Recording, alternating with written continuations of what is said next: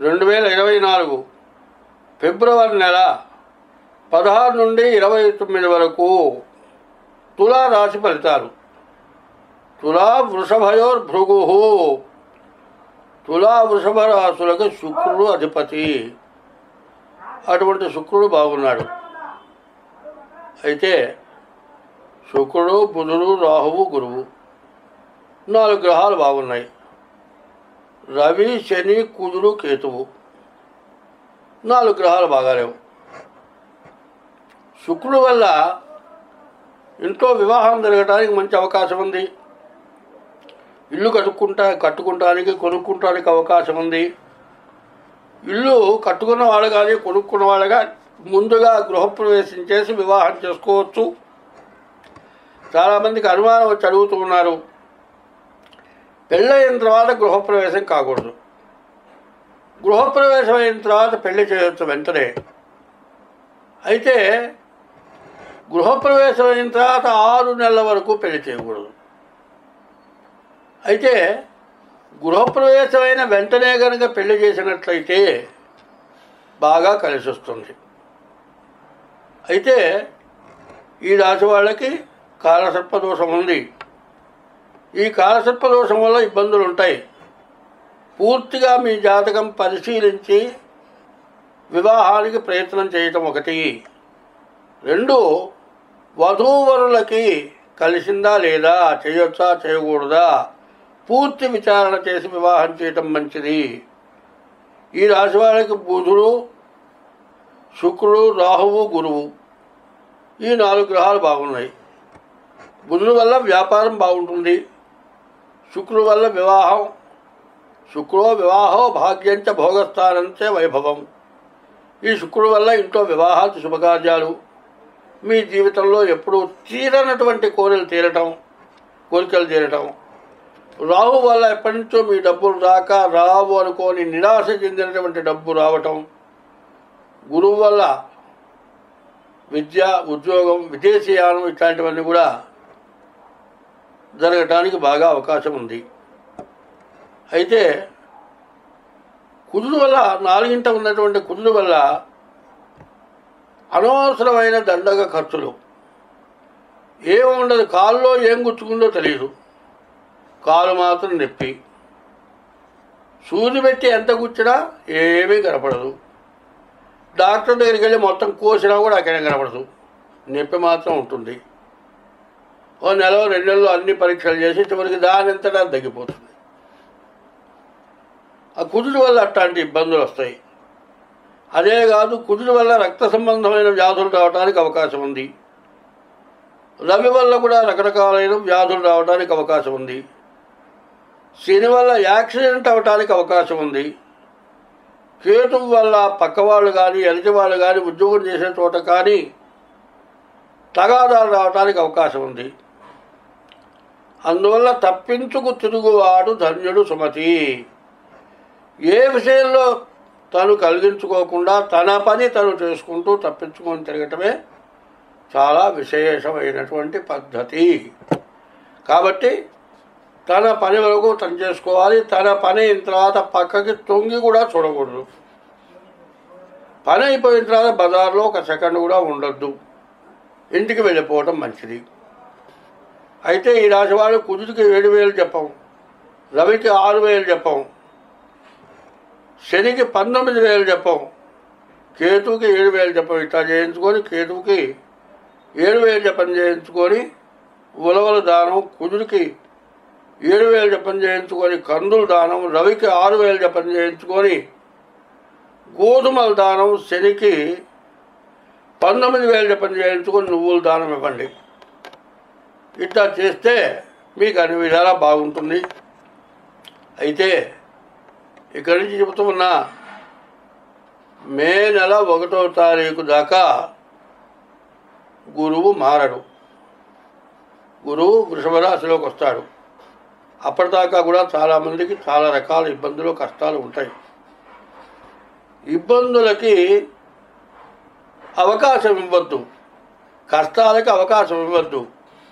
అది మన చేతుల్లోనే ఉంటుంది. కాబట్టి ఎప్పుడూ దైవ పూజ, చెప్పినటువంటి గ్రహాలకు జపాలు శాంతులు, ఇంకా ఏదైనా ధర్మకార్యాలు ఒక్కో చోట చండీ హోమం చేస్తారు, ఒక్కో చోట మహారుద్రాభిషేకం చేస్తారు. ఇట్లా దేశం సుభిక్షంగా ఉండటానికి కొన్ని కార్యక్రమాలు జరుగుతున్నాయి.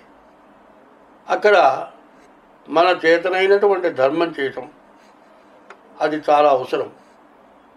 ఇప్పుడు ఈ గ్రహదోషాలకు ఏమిటా అంటే, ధర్మానికి ఒక విధానం ఉంది. మంచి అవసరమైన టైంలో ధర్మం చేయాలి. ఒక విద్యార్థి ఉన్నాడు, చివరిదాకా చదువుకున్నాడు, చివర ఫీజు కట్టడానికి డబ్బులు లేవు, ఇంట్లో డబ్బులు లేవు, దరిద్రం వచ్చింది. అటువంటి వారికి ఫీజు కట్టి కనుక మీరు పాస్ చేయిస్తే సరస్వతి అనుగ్రహం మీకు కలుగుతుంది. ఆకలైన వాడికి అన్నం పెడితే మీ బాధలు పోతాయి. ఇట్లాంటి ధర్మమైన పద్ధతులు చేయటం మంచిది. ధర్మో రక్షతి రక్షిత. ధర్మాన్ని నువ్వు రక్షిస్తే నిన్న ధర్మం రక్షిస్తుంది. కాబట్టి ఎటువంటి గ్రహదోషాలు కూడా పోతాయి. ఇవన్నీ రావడానికి కారణం ఏమిటంటే మన చేసుకున్నటువంటి పాపమే. ఏం చెబుతున్నారు? కర్మమున పుట్టు జంతువు, కర్మమున వృద్ధి ఉండు, కర్మమున చెడున్. కర్మమే జనులకు దేవత, కర్మమే సుఖ దుఃఖములకు కారణమధిప. మనం చేసే పాపకర్మాలే మనల్ని వేధిస్తూ ఉంటాయి. కొన్ని జీవరాశులు ఉన్నాయి, నోరు లేని జీవరాశులు ఉంటాయి. ఆ నోరు లేని జీవరాశుల్ని కొడతారు. అది ఏమన్నా చెప్పుకోగలరా? కొంతమంది నోరు లేని జీవరాశుల్ని పెంచుతారు. ఒక కుక్కని పెంచుతారు ఒకళ్ళు, ఆ కుక్కని ఇంకోటి కొడతారు. ఆ కుక్క ఎటువంటిదంటే వాళ్ళు చూస్తున్నాను నేను, దగ్గరికి పోగానే జాపంగానే ముందు కాలుతో షేక్ హ్యాండ్ ఇస్తుంది, వచ్చిన వాళ్ళని పలకరిస్తుంది. కుక్కకున్న జ్ఞానం మనిషికి లేదు. కుక్క కంటే హీనమైనటువంటి నీచ జ్ఞానం మనకుంటోంది. ఆ నీచ జ్ఞానాన్ని పోవటం మంచిదా? కుక్కను చూసి కూడా మనం నేర్చుకోవడం మంచిదా?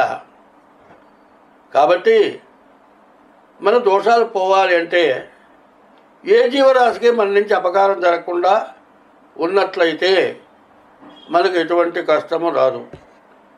కేతువుకి జపం, ఉలవల దానం, కుజుకి జపం, కందుల దానం, శనికి జపం 19,000 నువ్వుల దానం, రవికి జపం చేయించుకోవటం, గోధుమల దానం, రాహువుకి జపం ఈ గ్రహాలకి, ఈ 4 గ్రహాలకి ఈ విధంగా జపం చేయించుకొని దానం చేయాలి. అయితే తెలిసి తెలియక చేసే పాపాలు చాలా ఉన్నాయి. దేవస్థానం పొలాలు ఉన్నాయండి, దేవస్థానం వ్యవసాయం చేయలేదుగా, వ్యవసాయం చేసుకునేవాడికి కవులకు ఇస్తున్నారు. అది ఇవ్వకుండా వాళ్ళే తింటున్నారు. దేవుడు తింటాడా అంటున్నారు. దేవుడి సొమ్ము ఎవరైతే తింటారో వాళ్ళకి మహాపాపం చుట్టుకుంటుంది. కొన్ని చోట్ల దేవస్థానం తాలూకు షాపులు ఉన్నాయి, కొన్నాళ్ళు అద్దె కడతారు, తర్వాత అద్దె కట్టరు.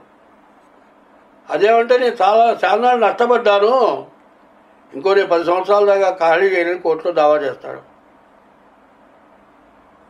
ఎవరి అన్నం వాళ్ళు తినాలి, ఎవరి కష్టం వాళ్ళకు ఉండాలి. ఒకరి కష్టం ఒకరికి రాదు. ఎందుకంటే చెట్టు చెడే కాలానికి కుక్క మూతి పిందెలు అన్నారు. ఎందుకంటే తన భార్యను తను రక్షించుకుంటే చాలు, ఇతరుల భార్య జోలికి పోకూడదు. ఇట్లాంటి ధర్మాలు తప్పడం వల్లే గ్రహదోషాలు బాగా ఎక్కువ వస్తున్నాయి.